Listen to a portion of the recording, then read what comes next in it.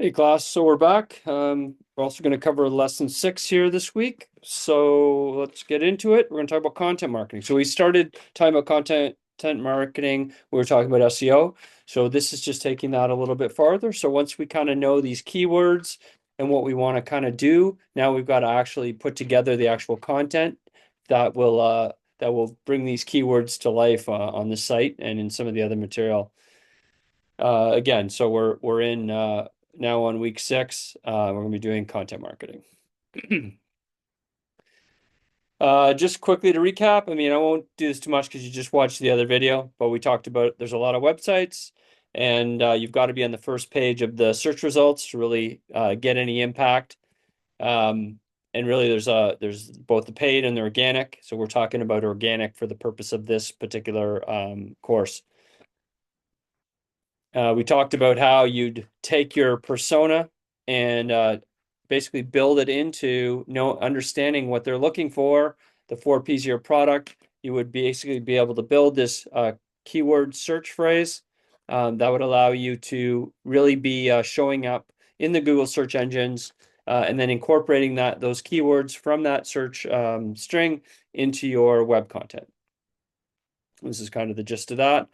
Again, we're talking, the example here was women's kickboxing, free trial Mississauga for this company Evolve here. So you can see they're taking all the words from the search string and they're building those keywords into their web content. Again, just mentioning that your WordPress, we've all got access. I put this spreadsheet up in the chat, or not in the chat, in the communication. So please go and find your ID and login ID and password so that you can go into WordPress. And we're going to be doing a workshop next week with WordPress, but you can go and poke around in there. And please at least make sure that you know how to get access. Okay, so today we're going to talk about content marketing for this lesson. And again, this is content marketing is probably the hottest area of marketing. It's something that allows you to not just go out into the digital landscape with product messaging. You can actually go out with a variety of different kinds of content intended to do different things with an audience.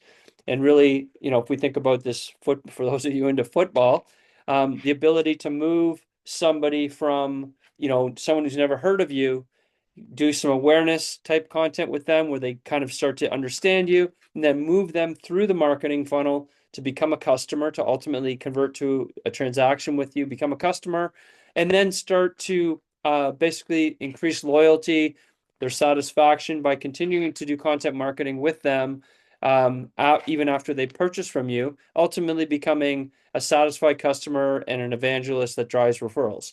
So again, content becomes how you move people through the funnel. Content can be a conversation, but in the case of this course, it's going to be a lot about, digital content, social media content, email marketing content, websites, blogs, YouTube videos, that type of stuff that allows you to move folks through the funnel. And again, I would suggest you go and read more about this. As I mentioned, SEO, content marketing are very closely tied together. A lot of the content you create is around searches. What are people looking for? What types of educational content are they looking for, which is a very popular kind of area of content. Teaching people about things, problem solving, how-to videos, and then deeper education on your products, introducing your executives or your thought leaders within your company. These are all the kinds of content. And it's not product pitches. It's not 30-second ads. That's one type of content. If you think about the sales funnel down there, we're actually trying to convert. This is around building trust, building awareness, building credibility for your brand or for your company, for your people at your company, your salespeople, so that people want to ask you questions, see you as an authority on a subject, as a person or as a brand, and then you become somebody that they want to seek out. And that's really the idea. You've probably heard the term inbound marketing. Again, this idea that you build trust, you build authority in the marketplace, and that drives people to want to do business with you. So again, just different kinds of content here. some of the things that we want to do, in order to keep build this authority. We want to keep their attention. It improves brand loyalty, generates leads, increases direct sales. I mean, these are all the kinds of things about content marketing. These are some of the objectives that you want to achieve if you're making good content. If you want to become an expert in the field, doing content marketing is a lot cheaper than other alternatives.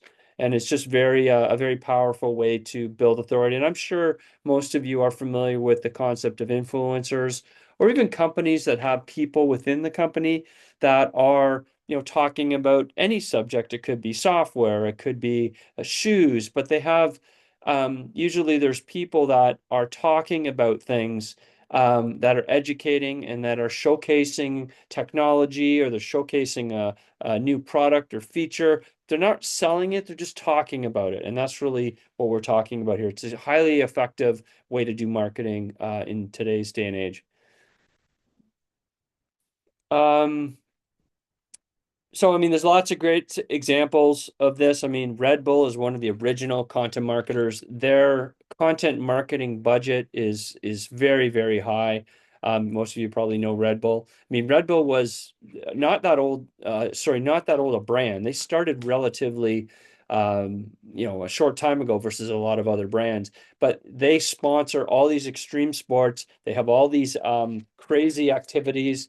You guys have probably seen their Red Bull helmet on all of the downhill ski racers and X game athletes, and obviously the I can't remember the name of the thing, but when he jumped out of the spaceship, that was all content. They sponsored it, they paid for it, and then they get a tremendous amount of visibility, tremendous amount of brand equity built by doing these kind of things. But it's a content marketing strategy that drives a demand, first of all, an awareness of Red Bull, and then a demand for their product a little bit farther down the funnel. Again, this is the what was the name? Red Bull Stratus. That was it. So you guys can watch this video if you're not familiar with it. It was a couple years ago. I'm not actually sure what the date was on this. 2013, 2012. So you guys may or may not be aware of this, but it's pretty cool. And then obviously with the Formula One, they do all sorts of stuff that really gets into the target market that they're looking for, which is extreme athletes, cool sports. They're not after the NHL or the NBA. That's not their thing. They're after people outside of that have other interests. Content marketing's omni-channel. So again, we put this in all sorts of different channels. It's not just through digital or social, but you want to use content that can be used throughout a bunch of things. So salespeople can send it out. You could potentially put it onto linear television. You can put it on your website. You can put it on social media. You can do a whole bunch of things with it. And that's one of the things that, if you ever work in the space, you want to get the most value back from your content investment. So you want to make it so that the content can be used throughout in a bunch of different ways and a bunch of different channels. You can chop it up, make it shorter, make it longer, all sorts of stuff. And it's really this idea of multiple channels working together to achieve this kind of authority and ultimately draw people into your site. We kind of got two kinds of content, if you think about it. The first part is what we call pillar content.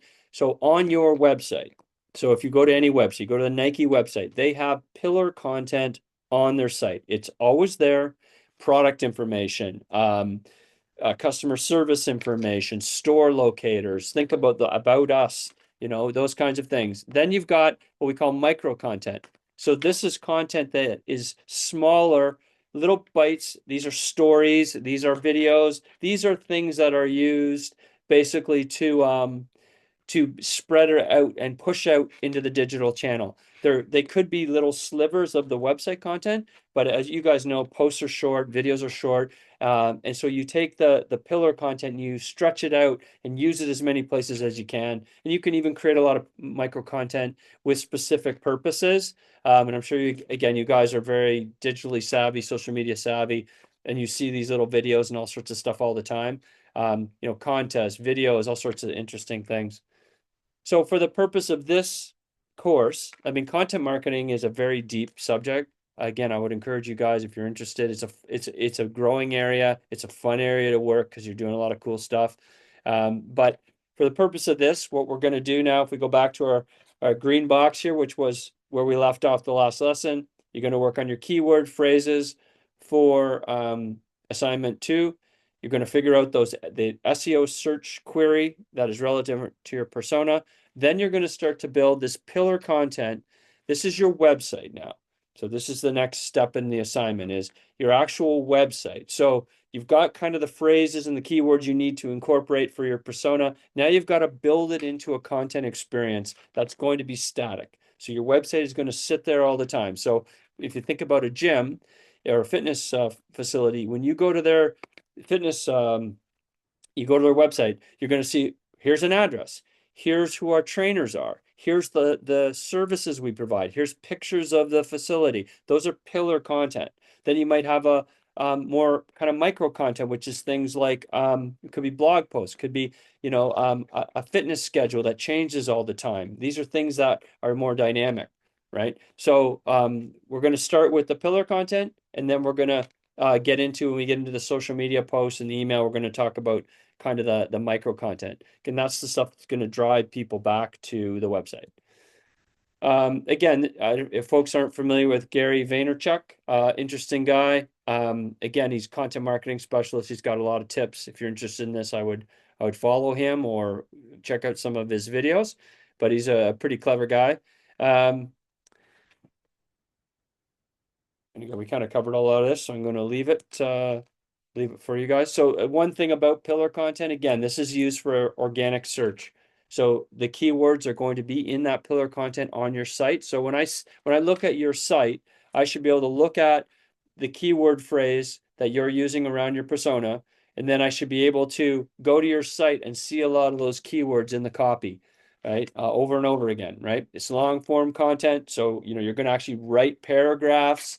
You're going to maybe have longer videos if you do. You don't have to do videos for this, but if you do, right? And it's going to be kind of original stuff versus the micro content, which I think you guys are probably more familiar with, which is all the social media stuff. The post, it's short form, it's snackable, polls, infographics, images, diagrams, chart, video snips, memes. That's all the micro content stuff.